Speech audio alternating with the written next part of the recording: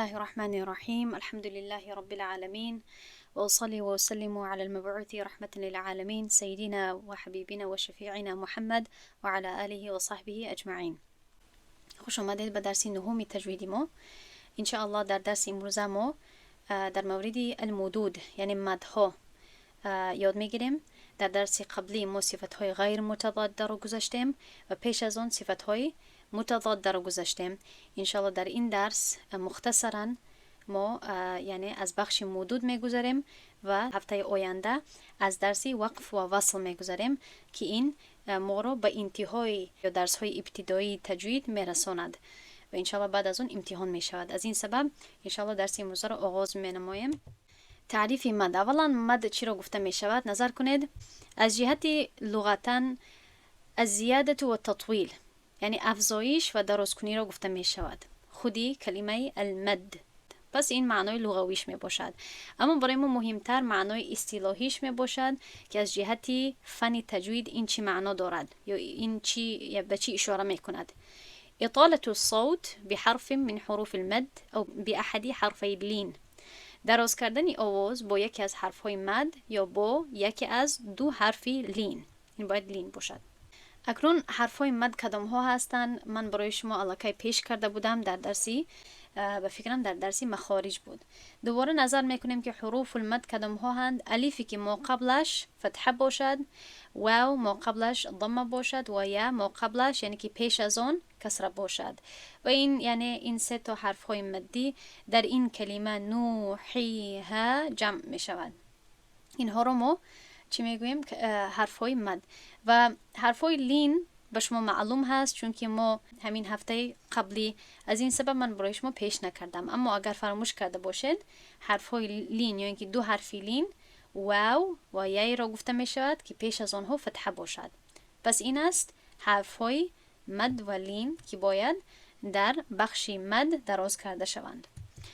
اولا نظر کنید این خریطه رو که من برای شما تیار کردم تا اینکه شما یعنی خوبتر بشناسید که مد چطور تقسیم می شود و به چند اقسام تقسیم می شود. اولا از بالا سر میکنیم مد. می تواند که به دو یا اینکه اولا به دو نوعی اساسی تقسیم می شود، مدی اصلی و مدی فرعی. خوب به هر این بخش انشالله داخل می شویم. اما حتی از خودی کلمه ها شاید شما کمی شاید فهمیده توانید که اصلی و فرعی همین معنا را دارد که اصلیش یعنی اساسی می شود، همه وقت ذاتاً با همون حرف می ایستد، و فرعی شاید از سبب عارضی مد کرده شود که این اگر این گونه اگر شما فکر کنید یعنی آنقدر دور نیست از حقیقت. مد اصلی که می باشد یعنی اونقدر اقسام از جهت اصلش ندارد. از جهت اصلی حکم خیلی ساده هست، اما بعض حالت ها می شود که آنها به حکم اصلی همین مد مانند می باشند و از همین سبب آنها رو چی می کنند؟ علمای تجوید آنها رو ملحق می کنند، ملحقات به این قسم یعنی که به این قسم شامل می کنند. و در دیگر طرف ما داریم مدی فرعی یعنی که از سبب بیرونی وقتی که مد کرده می شود و یعنی به تعریف اصلی اینها داخل می شویم. اما این چند اقسام دارد؟ چند نوع دارد؟ 6 نوع دارد. خب مدی متصل که واجب می باشد، مدی منفصل، مدی لین، مدی لازم و مدی عارض و وقفی یا اینکه مدی عارض للسکون هم گفته می شود و این چنین مد الصله الکبرى. اما انشاءالله در درس امروزه ما فقط دو نوعی اساسی را یاد میگیریم، مد اصلی و مد فرعی کدام ها را گفته می شود و از بخش مد فرعی من فقط برای شما در درس های ابتدایی این 5 اقسام را می‌آموزانم. یعنی که ما به مد صله کبرا و این چنین صله صغرا که در این طرف می آید من داخل نمی شوم، از همین سبب که اگر من برای شما صله الکبرا را اگر بفهمانم چندین تنبیهات هست، یعنی چندین نقطه ها و تفصیلات هست که من باید در زیر این بخش بیارم که خیلی دراز میکند این بخش را. و اگر من الصله الکبرا را اگر به شما بفهمانم پس باید الصله صغرا را هم برای شما بفهمانم که الکی ما را به این به ملحقاتی این قسم اول بد داخل میکند. و اگر ما به این بخش داخل شویم پس من مجبور هستم که برای شما دیگر ملحقاتی نوعهایی که اضافه کرده میشد یا شامل کرده میشد ما تحت همین قسم اول مجبورن، یعنی من برای شما باید بفهمونم که مثلا در اینجا چیست، یعنی الف ها هست، یعنی هر گونه یعنی الف های می باشن که در ما تحت مدی اصلی داخل می شوند. این چنین مدی بدل هست، مدی تمکین هست، چنانکه که گفتم صله صغرا هست، این چنین عوض هست و هر یکی از آن نوع ها چی دارند؟ تفصیلات دارند و باید مثال ها رو پیش کنم. از این سبب تا اینکه شما خوب بفهمین، من برای شما این نوع رو میفهمونم، این نوع رو میفهمونم و از نوع فرعی 5 اقسام رو میفهمونم تا اینکه شما مدهای اساسی رو بشناسید و بعدا انشالله بعد از امتحان بعد دوباره اینها رو یک بار تکرار کرده بعد بالای این باز میسازیم، یعنی که بالای این باز تفصیلات رو نظر میکنیم، به صیغه صغرا و کبرا داخل میشویم و دیگر مدهایی که من برای شما نامبر کردم. اکنون داخل میشویم. مدی اصلی، المد الاصلی چی رو گفته میشود؟ مدی اصلی یعنی که مدی طبیعی، طبیعی هم گفته میشود.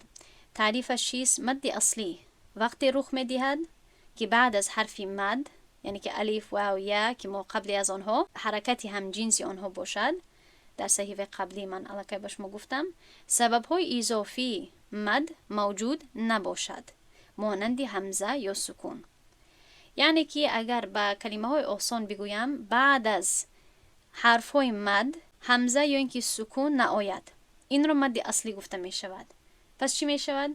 مد اصلی به اندازه 2 حرکت دراز کرده می شود و آن در حالت طبیعی خود، یعنی بدون تأثیری حرف های همسایه یا قاعده های مخصوص رخ می دهد. یعنی که همین خیل در حالت طبیعیش، در حالت عادیش باید به 2 حرکت دراز کرده شود. چی معنا 2 حرکت؟ عموما وقتی که ما یعنی که یک حرکت میگوییم یا کلمه حرکت رو که استفاده میبریم، این اشاره هست به فتحه، کسره، ضمه.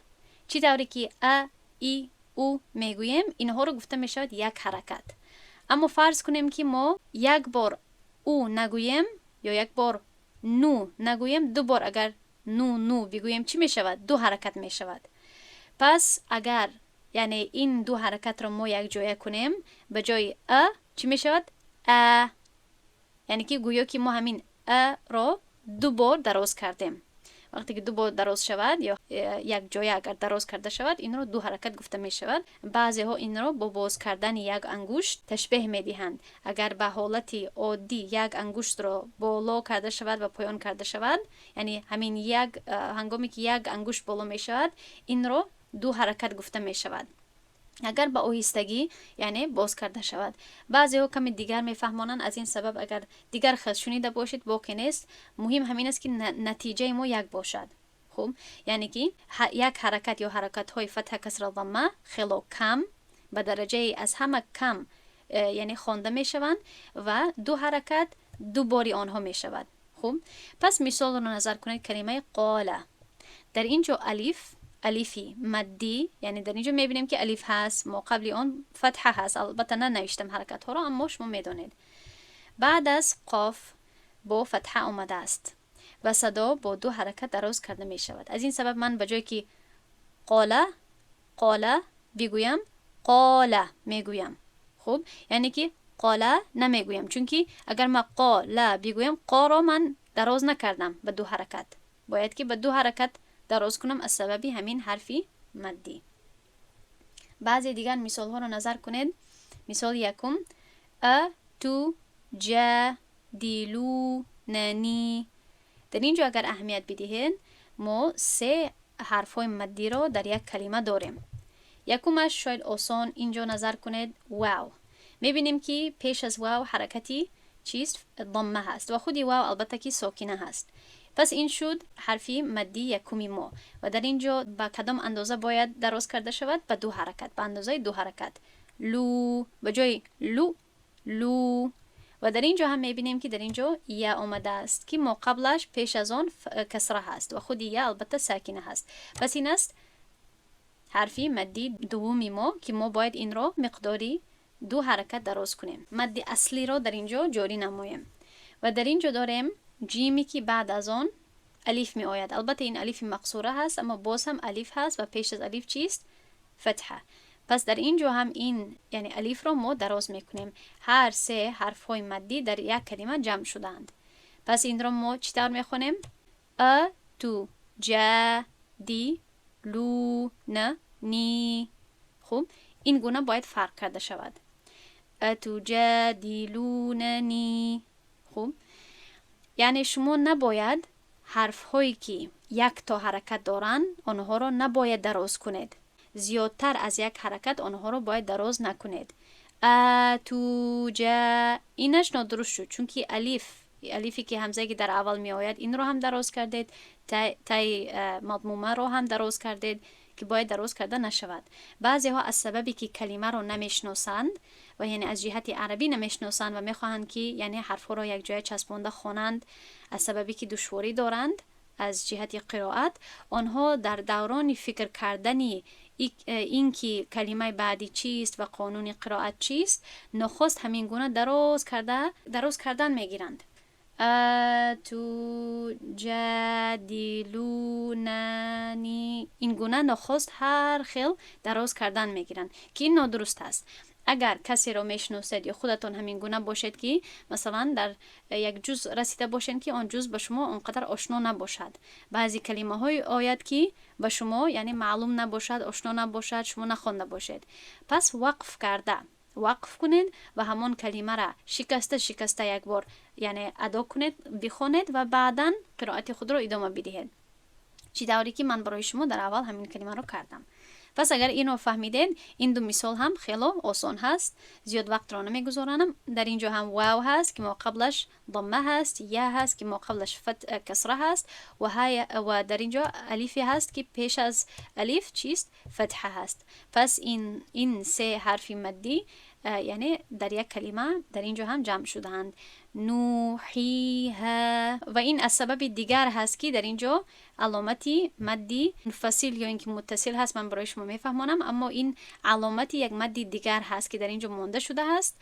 در اینجا من چون که دوام نمیدهم به کلمه بعدی این رو من ادا نمیکنم، یعنی گویا که این در اینجا نیست، این رو نبینید. از سببی که ما فقط همین کلمه رو یعنی جدا میخوانیم، از این سبب ما این حرف فقط برای دو حرکت دراز میکنیم، یعنی همچون مدی اصلی قرائت میکنیم. اما بعد از این در خودی آیه اصلی قرآن دیگر کلمه می آید که از آن سبب این چی میشود؟ درازتر کرده میشود. خب در اینجا نظر کنید کلمه اوذین را من همین خیل پیش از آن قالو را آوردم، اما کلمه اصلی اینجا هست اوذینه. پس در اینجا نظر کنید واو ما قبلش ضمه هست، یا ما قبلش کسره هست، الف ما قبلش فتحه هست. پس در اینجا هم هر سه حرف های مدی در یک کلمه آمدند. اوذینه. خب نمیگویم که اوذینه اگر بگویم چی میشد؟ یعنی که این واوی مدی که هست این رو من دراز نکردم و این غلط شد. اگر من بگویم اوذینه این هم نادرست هست چون که من واو رو دراز کردم اما یا رو نخوندم، اوذینه گفتم. و اگر من این رو اوذینه بگویم این هم نادرست می شود از این سببی که من نون رو دراز نکردم. پس این شد مدی اصلی. این رو خوب بشناسید چون که وقتی مدی اصلی رو شناختید برای شما شناختن مدی فرعی بعد آسان می شود. و تا همینجا انشالله ما مدی اصلی رو یاد می گیریم، یعنی از این قدر بیشتر من برای شما درس نمیدهم. ادامه میدهیم به مدی فرعی. تمام درس امروزه ما یا اکثر درس امروزه ما در مورد مدی فرعی می باشد. از این سبب خیلی توجه دهید که مدی فرعی کدام مد را گفته می شود تا اینکه شما سرگم نزنید. قاعده اساسی همین است که مدی فرعی وقتی رخ می دهد که سبب‌های اضافی مد موجود باشند و در این صحیفه قبلی موجود نباشند. این رو شما یکم اشاره یا اینکه نشانه گذارید که فرق رو بفهمید. باشند و نباشند. در اینجا باشند هست.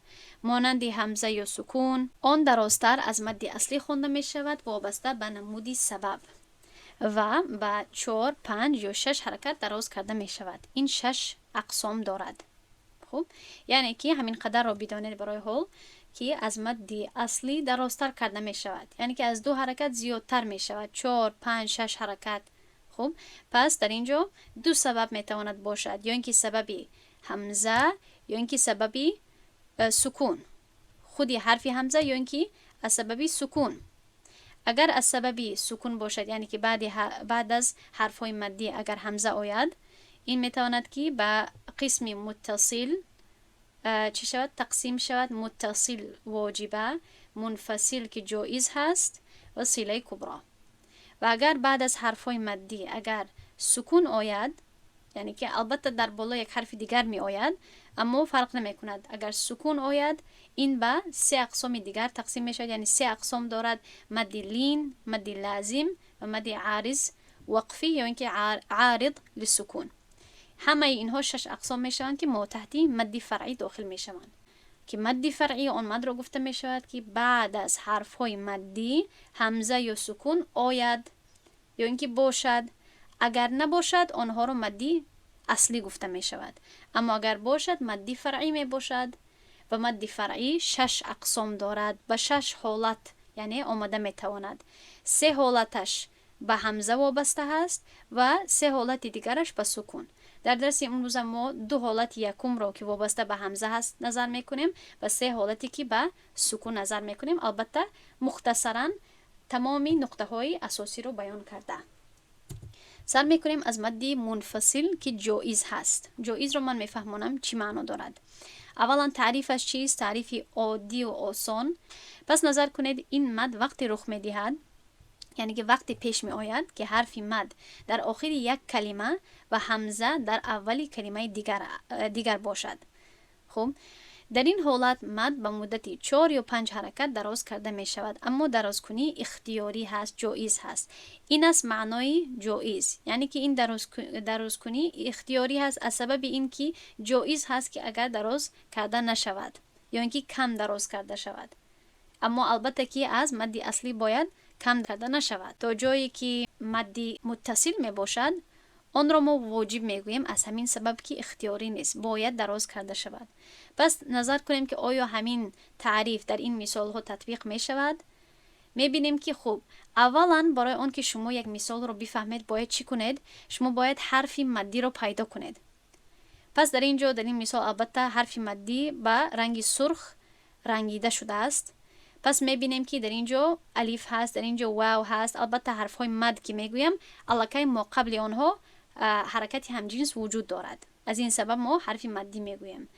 اکنون نظر کنیم که خب این شد، این چی شد؟ این شد حرف های مدی. اکنون نظر کنیم که بعد از آنها آیا همزه یا سکون می آید؟ در این همه اینها همزه می آید. پس الکی فهمیدیم که این چی شد؟ مدی فرعی شد. اکنون مدی فرعی که شد میبینیم که همزه هست یا سکون. همه این مثال ها همزه دارد، یعنی که این چی شد؟ مدی فرعی از سبب سکون. پس یعنی که یا اینکه منفصل هست یا متصل هست یا صله کبرا هست. اکنون به تعریف منفصل می آیم که وقتی که همزه، این نقطه اول هست که همزه به ما اشاره می کند که همزه در کلمه بعدی باشد، یعنی که بعد از حرف مد داریم در یک کلمه و همزه در کلمه بعدی می آید. پس چی می شود؟ این را مدی منفصل گفته می شود. می بینیم که در اینجا مثلا الف هست حرف مدی ما و در اینجا همزه آمده است در کلمه بعدی، یعنی که در اینجا فصل هست. در اینجا چون که چی هست؟ فصل هست، جدایی هست، فاصله هست، از این سبب این را مدی منفصل گفته می شود. این گونه شما می توانید که ازیاد کنید. پس در اینجا ما باید با 4 یا 5 حرکت چی کنیم؟ دراز کنیم. پس در اینجا اگر من این خیل چی کنم 4 حرکت رو برای شما کشم، گویا که اینها حرکت ها هستن، من در عین گفتنم از اینها میگذرم تا اینکه شما اهمیت بدهید که چطور 4 حرکت پر کرده می شود. پس در اینجا ما میگوییم بیما. خب این رو 4 حرکت گفته می شود. در اینجا هم واو و واوی مدی هست. بعد از واو میبینیم که در کلمه بعد از آن همزه می آید، یعنی که در اینجا هم فصل هست. قالوا آمنا، این شد دراز کردن به 4 حرکت. و این مثال آخران هم به همین ها، یعنی مقایسه کنید. یای مدی هست، بعد از آن همزه هست در کلمه بعدی، در اینجا فاصله هست، پس این رو مدی منفصل گفته می شود. برای 4 حرکت دراز کرده می شود. می گذاریم به آگاهی. در اینجا یک آگاهی باید باشد، چون که یعنی بعضی شکل‌هایی هست در مصحف که شاید شما رو یعنی سرگم کند یا اینکه به شما سوال خلق شود و از سببی که آنها ظاهراً مشابه هستند به دیگر قسم، شاید شما در اینجا قاعده نادرست رو تطبیق کنید. پس این آگاهی چیست؟ شیخ ایمن میگوید که کتبت یا التي للنداء والحاء التي للتنبیه في المصحف الشريف محذوفة الألف موصولة بما بعدها. در قرآن دو حرف های هست که آنها اصلا با الف نوشته می شوند، اما در خطی یعنی مصحف الفی که با آنها اصلا وجود دارد حذف می شود و آنها با کلمه بعدی یک جای نوشته می شوند. پس کسی که نظر می کند شاید که گمان کند که در اینجا الف نیست و از این سبب یک قاعده نادرست رو در اینجا تطبیق کند. پس از این سبب هست که در اینجا شیخ یک آگاهی می دهد. کلمه یا ای معنا دارد، این برای ندا هست. وقتی که یک کس به کسی دیگر یعنی صدا می کند، صدا می زند، یا اینکه برای آن که به یک کسی خطاب کرده شود، ای زید، یا زید، مثلا ای کسانی که ایمان آوردید، یا ایها الذین آمنو. پس در اینجا یا اصلا با الف می آید، اما در خط مصحف این با الف اصلیش، با الفی که در اینجا اصلا دارد، یعنی که از ترکیب همین حرف می باشد، نوشته نمی شود. یعنی که در اینجا شاید شما بگویید که در اینجا من میبینم الف را، اما این نه، این الفی خودش نیست، این الفی کلمه بعدی هست. ایوها خودش یک کلمه جدا هست. پس وقتی که این رو تنها نظر کنید میبینید که در اینجا فقط یا با فتحه آمده است. کجا شد الفش؟ نیست، حذف شده هست. پس از همین سبب هست که شاید شما گمان کنید که در اینجا یعنی که در اینجا همزه در خودی کلمه آمده است. پس این قانون باید در اینجا تطبیق نشود، چون که همزه در خودی کلمه آمده است، در کلمه بعدی نه آمده است. اما از همین سبب هست که در اینجا ما یک آگاهی برای شما میدهیم که نه، این همزه در کلمه بعدی می آید. اصلا این چی بود؟ یا خب جدا بود، بعد ایوها جدا. پس اصلا چون که شکل اصلیش این گونه هست، باید که ما در اینجا قاعده مدی منفصل رو تطبیق کنیم، چون که در بین آنها فاصله هست، در بین آنها جای هست. خب و به این شکل یعنی شما سرگم نزنید، برای شما غلط فهمی پیش نآید. در این هم همین یک چیز هست، یک قاعده هست. این هم یای ندا هست. یک حرف دیگری که برای این آگاهی ضروری هست که ما بیان کنیم، این حرفی ها می باشد. هایی که برای تنبیه هست، برای آگاهی هست. ها انتم، یعنی ترجمه اونقدر خوب ندارد به تاجیکی، اما گویا که پیش از آن که یک کلمه رو گویی یا اینکه یک جمله رو پیش کنی که مهم باشد، در زبان عربی های تنبیه گفته می شود. گویا که می خواهی که توجه همون شخص رو به خود اولا گیری و بعدا یعنی جملات رو آغاز کنی. پس این ها هم یعنی از ترکیبش همین الف هست، اصلا باید با الف باشد. خب اما در شکل مصحف، در یعنی خطی مصحف این نمی آید. پس در اینجا هم شما باید که با شما غلط فهمی پیش نآید و شما باید گمان نکنید که این همزه در خودی کلمه می آید، چون که نمی آید. این همزه در کلمه بعدی می آید. این هم اصلا چیست؟ به مانند همین یا اصلا ها الف هست فاصله و بعدا ضمیری انتم که شما الکی از این ضمیر آگاه هستید. بس این تنبیه رو به فکرتون جای کنید که این دو حرف ها وقتی که در اول می آیند، در اینجا باید مدی منفصل کرده شود، نه اینکه مدی متصل. ادامه می دهیم به مدی متصلی که واجب هست. تعریفش چیست؟ این مد وقتی می شود که بعد از حرف مد همزه در یک کلمه پیدا شود. پس ما می بینیم که بعد از حرف مدی، خب این چی شد الکی؟ بعد از حرف مدی همزه، یعنی که این الکی چی شد؟ مدی فرعی شد. خب ما در بخش مدی فرعی هستیم. از کدام سبب؟ از سببی همزه. اما فرق بین متصل و منفصل در همین هست که متصل همزه در همون یک کلمه می آید، در کلمه بعدی نمی آید. در این حالت چی باید کرد؟ صدا 4 تا 5 حرکت دراز کرده می شود و این دراز کنی واجب هست. در اینجا شاید به شما سوال خلق شود که یگان فرقی نشد، پس از چی سبب هست که ما باید دو نوع کنیم و دو نام گذاریم؟ الکی شاید به شما معلوم شده باشد که از جهت حکم الکی فرق هست. حکم مدی متصله فرق میکند از مدی منفصل، یعنی که مدی متصل واجب هست، مدی منفصل یعنی چیز جایز هست. پس الکی در این نقطه که فرق شد، این مهم هست که باید به دو نوع تقسیم کرده شود. اما در اینجا البته که تفصیلات بیشتر هست که من برای شما الان پیش نمی کنم. که مدی منفصل را از مدی متصل چی میکند؟ جدا میکند، فرق میکند. پس میبینیم که آیا همین قاعده، آیا همین قانون تطبیق میشود؟ میبینیم که مثلا نظر کنید در اینجا وجاءکم، خب در اینجا الف هست، الف مدی هست و بعد از الف مدی میبینیم که همزه می آید. آیا در یک کلمه می آید یا در کلمه بعدی؟ در یک کلمه می آید. از این سبب این رو مدی متصل گفته می شود.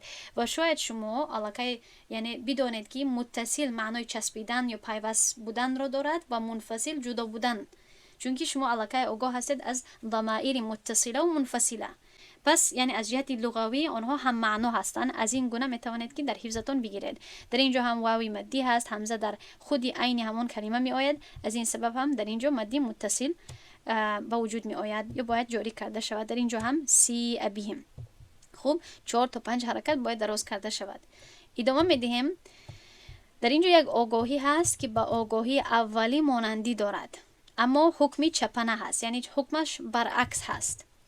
این چی آگاهی هست؟ که در آگاهی پیشینه در اینجا یعنی شیخ با ما گفته است که یایی که برای ندا هست و هایی که برای تنبیه هست، آنها وقتی که می آیند در کلمه در شکل مصحف آنها به الیفشون می آیند و شاید ما فکر کنیم، گمان کنیم که در اینجا مدی متصل واقع می شود، اما این درست نیست. در اینجا باید مدی منفصل ما حسابش کنیم.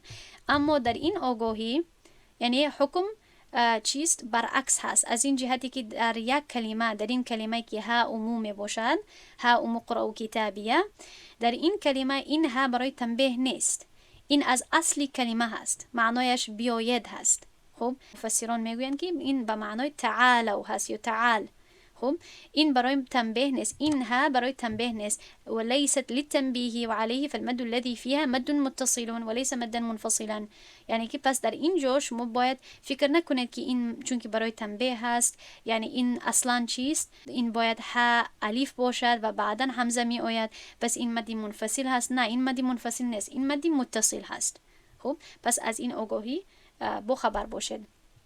این شد دو نوعی یکمی مدی فرعی که از سببی همزه به وجود می آیند. اکنون ادامه می دهیم. خب یک فایده دیگر رو من در اینجا برای شما اضافه کردم. علامت مد اصلا شیخ ایمن البته این رو ذکر می کنند، اصلا پیش کی بود. من انشالله یک روز اگر وقت شد در آینده برای شما درباره تاریخ خطی مصحف و خطی قرآن انشالله بیان میکنم. اما در اول چی میشد؟ یعنی البته که در اول خودی قرآن که مصحف یعنی قرآن که وقتی که نوشته شد، صحابه وقتی که می نوشتن حرف ها کمی شکلشون دیگر بود، یعنی که خیلی ساده به حرکت به نقطه نوشته می شد و شکلی چی میگویم امان خط دیگر می بود. و در اول همه این تفصیلات، همه این علامت های اضافگی و علامت هایی که اشاره میکنند به احکام تجوید آنها وجود نداشتند. البته قرائت یک بود، اما از سببی یعنی دهانی درس داده میشد. دهانی پیامبر صلی الله علیه و آله به صحابه درس داده است و این چنین صحابه هم در اول دهانی یعنی پیش میکردن این اختلافات رو به شاگردانشان یا این طرز قرائت رو.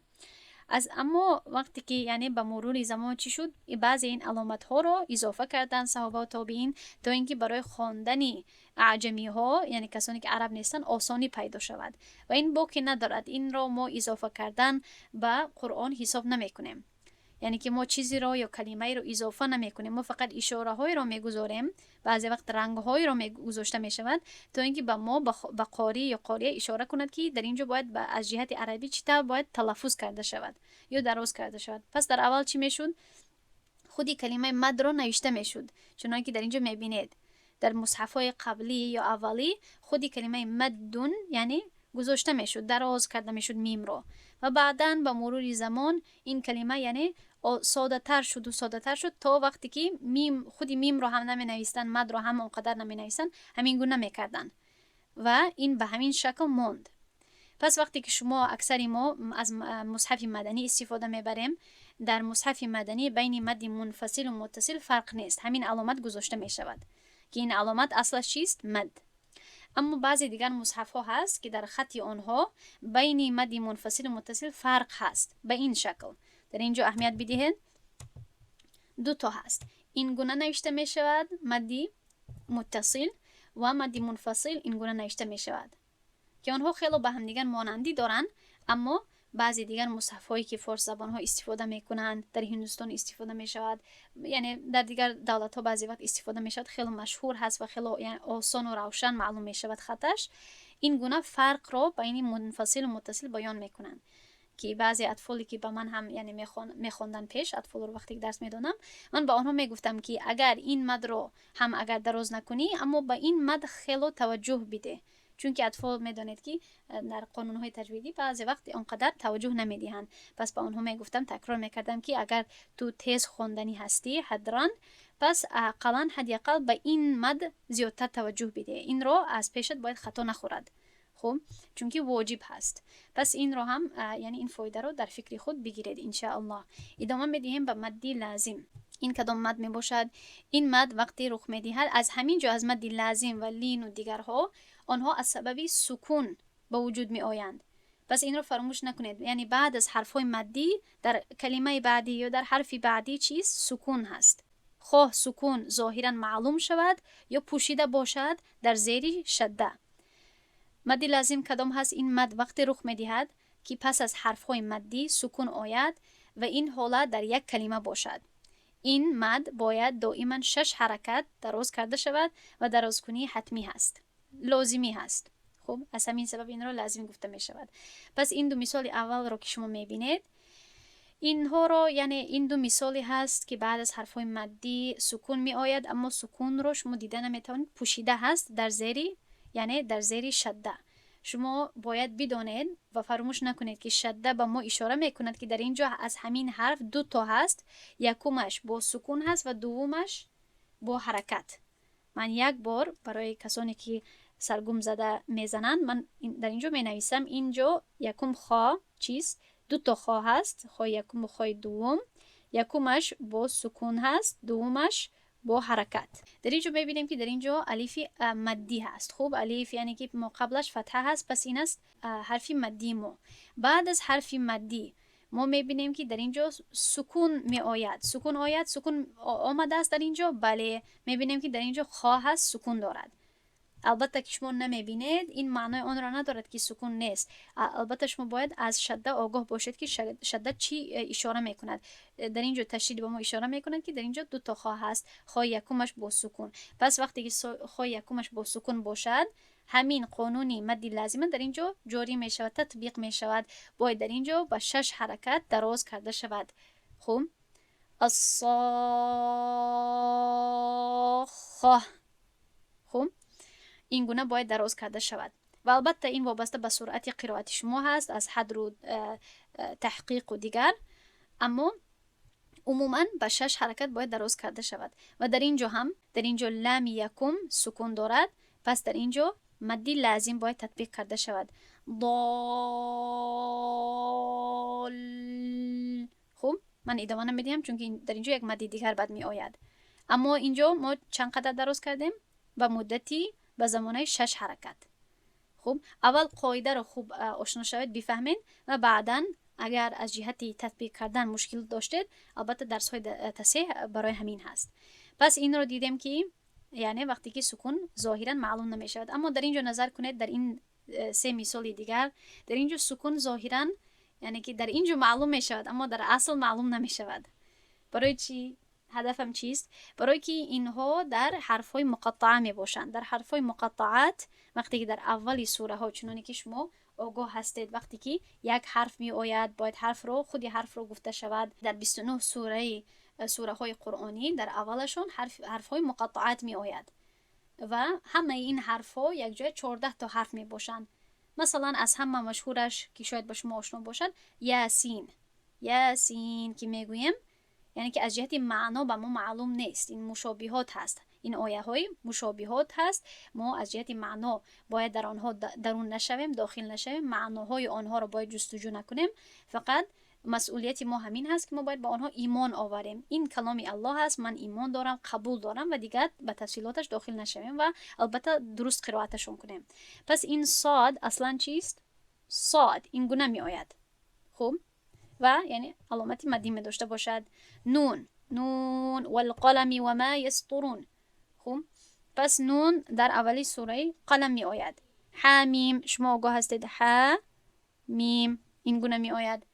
اما برای آن که ما بفهمیم که چی طور اینها رو یا چند قدر مد داده شود، ما اینها رو باید چی کنیم؟ کشایم. و صاد اصلا چی طور نوشته می شود؟ این گونه نوشته می شود، صاد. پس می بینیم که در اینجا الیف مدی هست و بعد از الیف مدی حرفی دال می آید که بالایش سکون دارد. پس از همین سبب در اینجا هم مدی لازم واقع می شود و باید تا 6 حرکت دراز کرده شود. در اینجا هم نون، وقتی که خودی کلمه نون را وقتی که ما واز کرده می نویسیم چی طور نوشته می شود؟ نون، نون، واو، نون. یعنی خودی کلمه نون یا نام نون هم کو دراز کرده نوشته می شود کو. مثلا شما می دانید که این حرف رو ما الیف می گوییم، اما وقتی که از جهت تلفظ الیف می نویسیم چی طور می نویسیم؟ الیفون، این گونه. پس همین ساده کرده اگر این رو فهمیدید، ما همین کار رو در اینجا کرده ایستادیم. نون رو ما با خودی نامش یا از جهت تلفظ نوشتیم و میبینیم که در اینجا نون واو نون هست، واوی مدی در اینجا آمده است و بعد از واوی مدی چی می آید؟ حرفی که بالایش سکون هست. پس از این سبب هم چی شد؟ بعد از حرف مدی سکون در همان کلمه آمده است، پس در اینجا هم مدی لازم باید تطبیق کرده شود. خب من انشاءالله برای شما مدی لازم رو زیاد داخل نمیشم، چون که من اهمیت دادم پیش که مدی لازم برای شاگردان خیلی مشکل می باشد، گرچند که یعنی خیلی آسان هست، اما از سببی که آشنا نیستن کلمه ها رو یعنی نمیفهمن که به چه طرز نوشته می شود، از این سبب سرگم میزنن. پس به تشویش این فقط گپی اساسی هست، در تفصیلاتش داخل نشدیم.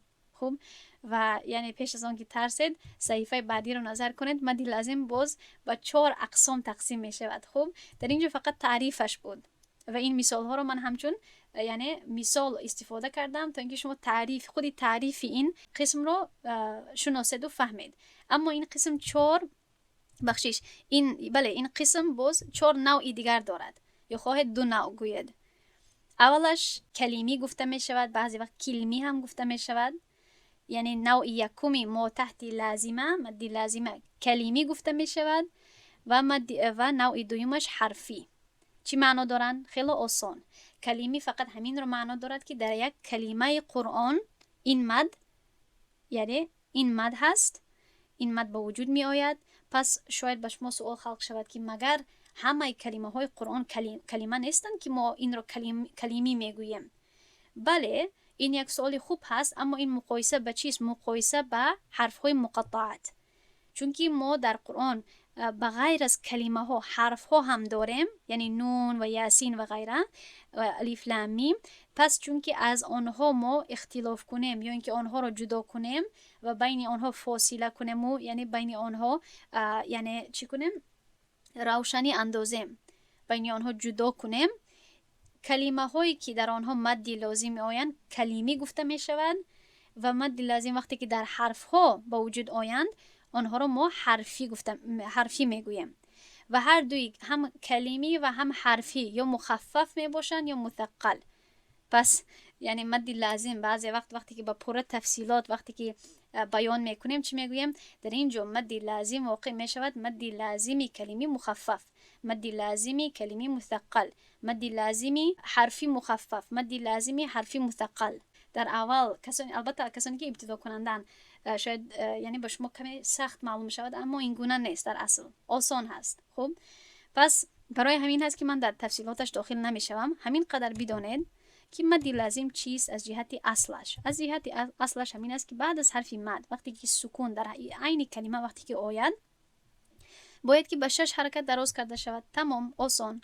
اما از جهت یعنی شکلش این میتواند یا در خودی کلمه قرآنی باشد که مثلا نظر کنید الان یا الصاخه، این 2 کلمه قرآن هستند، یا اینکه میتوانند که در حرف باشند، در یاسین و طه و در نون و در حامیم و در طاسین میم.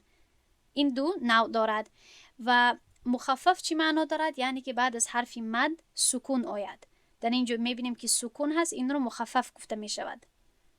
مثقل وقتی که بعد از حرف مد شده آید. اصلش چیست؟ اصلش البته که سکون هست، اما چون که شده می آید در اینجا ما باید خودی شده را، خودی همین حرف مشدده را باید یعنی کمی وقت باید بدیم مقایسه به حرفی که فقط سکون داشته باشد. پس از همین سبب هست که این رو مخفف گفته میشد و این رو مثقل. پس این اولش رو نظر کنید. الآن.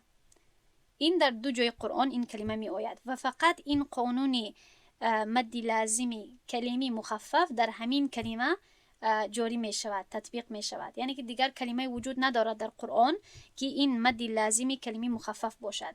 همین یک کلمه الان هست که در دو جای قرآن می آید، هر دویش هم و فکرم در سوره یونس هستند. خب بله، در سوره یونس. و اکنون کلمه مثقل رو نظر کنیم، بعد از حرف مد چی آمده است؟ حرفی آمده است که مشدده هست. پس این رو چی گفته می شود؟ مدی لازم. کدام نوعش؟ در کلمه هست، پس کلمی و شده آمده است، پس مثقل. مدی لازمی کلمی مثقل. اما اگر در حرفهای مقطعات بیاید، پس نظر میکنیم که یعنی اول باید کشاده نوشته شود، یا باید در فکرتان، در ذهنتان همون شکل کشاده همان حرف ها رو بیارید. و اگر بعد از حرف مد ساکن آید، این می شود مدی لازمی حرفی مخفف. و اگر بعد از حرف مد اگر حرفی شده آید، این رو گفته می شود مدی لازمی حرفی مثقل. اما یعنی تفصیلات این بخش خیلی زیاد هست. خب پس من در همین جا میگذارم، چون که یعنی حالا ضروری نیست همین قدر رو از خود کنید و نتیجه همه این تفصیلات زیادی وقت یک هست. یعنی تا جایی که من با شما درس دادم امروز، نتیجه همه این یک هست که باید دراز کرده شود به 6 حرکت. این رو مدی لازم گفته می شود. اکنون به فکرم 2 نوع دیگر مانده است. بله، بعد انشاءالله درس به پایان می رسد و این 2 نوع خیلی آسان هستند، هیجان نشوید. این است مد عارض وقفی یا اینکه عارض للسکون هم گفته می شود. این کدام مد هست؟ این مد وقتی رخ می دهد که هنگام وقف کردن پس از حرف مد حرفی سکون دار آید. در این حالت صدا می تواند 2، 4 یا 6 حرکت دراز کرده شود وابسته به سرعت قرائت. پس نظر کنید در اینجا خود نام یا عنوان همین بخش با شما یک اشاره می کند که این از سببی وقفه کردن به وجود می آید. یعنی که فرض کنید که این کلمه ها در آخر آیه ها می آیند، یا اینکه از سببی یعنی وقف کردن خود شما یا اختیاری باشد یا اضطراری باشد. من درباره وقف ها در هفته آینده در درس آخران میفهمونم. اما فرض کنیم که در اینجا خودتان یا در مابین آیات وقف کردید یا اینها در آخر آیند، چی می شود؟ در اینجا وقفی یعنی در خود همان حرف کو سکون اصلا کو وجود ندارد، اما از سبب وقف باید یعنی حرکت آخران بیافتد. پس از همین سبب هست که این رو ما یعنی عارضی وقفی میگوییم. یعنی که از سبب عارض، از سبب بیرونی که این سبب وقف کردن می باشد، این حرف دارای سکون شد. با این حرف چی آمد؟ سکون آمد، گرچند که این حرف اصلا دارای سکون نیست. اصلا چی دارد؟ حرکت دارد. اصلا کلمه البیان هست، اما اگر ما در اینجا وقف کنیم چی باید بگوییم؟ البیان. خوب، پس از همین سبب در اینجا چی شد؟ این نون دارای سکون شد، سکون دار شد و در اینجا میبینیم که حرفی مد می آید.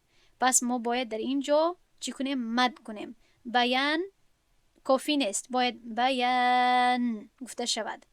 حدی اقل 4 حرکت یعنی 2 حرکت هم می شود وابسته به سرعت قرائت و بعضی دیگر قرائن ها هم هست. مقصد همین است که اینجا مدی اصلی نمی شود، این مدی اصلی نیست. در اینجا مدی فرعی با وجود می آید. شاید شما سوال کنید که اما من در اینجا می بینم که بعد از الف، بعد از همین حرف مدی حمزه یا اینکه سکون نیست، یعنی که اگر این را اهمیت ندهید، من برای شما میگویم که بله این یعنی حکم اصلی هست، اما در اینجا سکون می آید. از همین سبب این داخل می شود از مدی اصلی به مدی فرعی. و کدام نوعی مدی فرعی؟ مدی عارض وقفی. پس در اینجا ما نمیگویم بیان، در اینجا میگویم بیان. خوب، در اینجا هم اگر با فتحه قرائت کنم میگویم تعملون لون. این کافی است چون که این شد مدی اصلی، اما از سبب وقف کردن این میگذارد از مدی اصلی به مدی فرعی و در نوعی عارض وقفی. پس در اینجا من باید بگویم تعملون. خوب، دراز کردم، از 2 حرکت بیشتر دراز کردم. در اینجا نستعینو، اصلا چیست؟ نستعینو. اما اگر وقف کنم در اینجا باید باشد ایاک نعبد و ایاک نستعین. درازتر کردم. این است مدی عارض وقفی. آخران نوع مدی امروزه ما چیست؟ مدی لین. این مد وقتی رخ میدهد که حرف لین، واو و یا که پیش از آنها فتحه باشد پیش از حرفی وقفی آید. یعنی که عین شکلی همین هست، به این عارض وقفی مانندی دارد، اما چیست؟ به جایی که در این آخرش حرفی که پیش از حرفی وقفی بیاید، اگر حرفی مدی نباشد حرفی لین اگر باشد، پس این را مدی لین گفته می شود. در این حالت صدا می تواند یعنی با مانند همین 2 4 6 حرکت دراز کرده شود، وابسته به ایستادن یا قرائت کردن، وابسته به وقف یا وصل. خوب، پس در اینجا هم یعنی یک نوعی مد می آید، باید که کوتاه نباشد، وابسته به قرائتتون شاید که باید دراز کرده شود. این بود 5 اقسام مدی فرعی. خلاصه همین هست در درس امروزه. من یک بار برای شما خلاصه رو بیان میکنم و بعد میگذاریم به مشق ها که مد 2 نوع دارد. از جهت اساسیش، اقسام اساسیش مدی اصلی و مدی فرعی. مدی اصلی آن وقت می باشد که بعد از حرف های مد همزه یا اینکه سکون نباشد. همزه یا اینکه سکون نباشد، پس در آن وقت باید با 2 حرکت دراز کرده شود. مدی فرعی آن مد را گفته می شود که وقتی که بعد از حرف های مدی یا اینکه بعد از حرف های لین همزه یا اینکه سکون آید. اگر آید این به 6 اقسام تقسیم می شود که من امروز برای شما 5 اقسامش رو درس دادم. مدی متصل و منفصل به همزه وابسته هستند و مدی لین و مدی لازم و مدی عارض وقفی به سکون وابسته هستند. خوب، پس هر این نوع رو ما گذاشتیم. و مدی منفصل وقتی هست که بعد از حرف مدی همزه در کلمه بعدی آید. مدی متصل وقتی که همزه در کلمه در عین کلمه بیاید، در نفس کلمه آید، در یک کلمه یعنی که آید. مدی لازم وقتی که بعد از حرف مد سکون در یک کلمه آید. این چی طور فرق میکند از مدی متصل؟ چون که در اینجا ما سکون رو اهمیت میدیم نه اینکه همزه رو. وقتی که سکون در کلمه آید این رو کلمی گفته می شود. وقتی که سکون در حرف آید، حرف های مقطعات، آن رو حرفی گفته می شود. اگر سکون ما تحتی شده باشد آن رو مثقل گفته می شود. خودی معنی مثقل یعنی وزنین، چون که 2 حرف هست گویا که وزنین است. و اگر خودی حرف تنها آید با سکون آن رو مخفف گفته می شود یعنی که سبک. خب این شد 4 اقسامی مدی لازم. و مدی وقفی رو گفتم که از سبب وقف کردن که سبب عارض می شود، در اینجا گویا سکون موقتی مانده می شود و باید که دراز کرده شود و عین همین شکل در حرف های لین هم به وجود آمده می تواند. پس انشاءالله اکنون ادامه می دهیم به مشق. 8 سوال هست، از همین سبب تکرار کردم که این درس شاید به شما کمی مشکل معلوم شود، مخصوصا کسانی که ابتدا کننده هستند. پس انشاءالله نام های خود را نویسید. یک لحظه نظر کنید سوال ها رو، نام خود را نویسید. بفرمایید. سوال 1: مد لغتاً چی معنا دارد؟ مد لغتاً درست کنی و افزایش دادن رو دارد. در لغت یعنی. بهترین گفتید. بله این درست هست، معنای لغویش رو درست پیش کردید. سوال 2: تعریف اصطلاحی مد چیست؟ خودی مد این معناش این است که کشش است، یعنی که کشیدن، حرکت دادن است. خودی مد معناش. اما از جهت تجوید چی معنا دارد؟ همین صحیفه اول دا که من پیش کرده بودم در اینجا نظر کنید، همین را یک بار بگوید. اصطلاحاً چی معنا دارد؟ در اینجا ببینید دراز کردن آواز با یکی از حرفهای مد. دراز کردن آواز و یکی از حرفهای مد یا با یکی از 2 حرفی لین. بله این نادرست نوشته شده است، آگاه باشید. یعنی که این هست از جهت معنای اصطلاحیش. خوب، حرفهای مد این الف المدیه می باشد، واو المدیه یا المدیه. بهترین، احسنتی. سوال 3: بفرمایید. مدی منفصل وقتی که در حرف مد بعد از او همزه در کلمه دیگر می آید با فاصله مدی منفصل گفته می شود. و اگر در یک کلمه بعد از حرف مد همزه در یک کلمه چسبیده بیاید مدی متصل گفته می شود. بهترین. خیلی شما 2 سوال رو جواب دادید. یعنی که مدی منفصل کدام را گفته می شود، کدام مد را گفته می شود وقتی که بعد از حرفهای مد. دقت کنید که من چطور جواب می دهم و کوشش کنید که در امتحان خود هم در امتحان خطی و هم در امتحان شفاهی همین گونه جواب بدهید. یعنی پره صحنه رو، پره یعنی شرایط رو با من ذکر کنید که مثلا بعد از حرفای مدی الف، مد، واو، مد، یا مد، در خود کلمه چی آید؟ همزه آید. این رو مدی منفصل گفته می شود. و اینچنین شما گفتید که وقتی که بعد از حرفای مدی، 3 حرفای مدی، وقتی که در کلمه بعدی، بخشش این در کلمه بعدی هست، این شد در کلمه، در خود یک کلمه وقتی که همزه آید، پس در آن وقت باید، یعنی در آن وقت مدی متصل به وجود می آید و باید دراز کرده خوانده شود. و اینچنین به من بگویید که یعنی تا چی درجه باید دراز کرده شود، گرچه که میدانم که در این بخش اختلاف می باشد، اما خوب هست که شما مثلا بگویید که 4 تا 5 حرکت مدی منفصل و متصل رو 4 تا 5 حرکت دراز کرده می شود. سوالی پنجم، مد عارض وقفی کدام مد رو گفته می شود؟ بفرمایید. بله، یعنی که شما گفتید بعد از حرفای مدی وقتی که موقتا سکون داده می شود. خوب، من سوال بعدی رو می خواهید بگیرید؟ احسنتی. خوب استاد جان، یک حرکت میکنم. سوال بعدی یعنی که مدی لازم است. مدی لازم وقتی که حرف مد می آید و بعد از حرف مد یعنی که سبب مد این ساکن می باشد. در همین حالت ما باید حتمی 6 حرکت حرف مد رو کشیم. بهترین جواب دادید. یعنی که سببش رو قید کردید. این از همه مهم هست که سبب رو ما بدونیم که این سببش سکون هست. و اکنون سوالی هفتم، مدی لازم کلمه مخفف در این باید کدام باشد؟ در کدام کلمه می آید؟ و کلمه الان می بیاد، سوره یونسنده دو جوشنده. بله احسنتی، درست، در کلمه الان. خب و غیر از این کلمه در دیگر کلمه های قرآن این گونه بعد از حرف مد سکون نمی آید. در 2 جای سوره یونس. بهترین. آخران سوال، اگر خواهید شما میتونید سوالی 8 رو جواب بدهید. میخواهید؟ اگر نه، کی میخواد جواب بدهد؟ سوالی 8 در این کلمه یا ایها مدی منفصل می آید یا متصل؟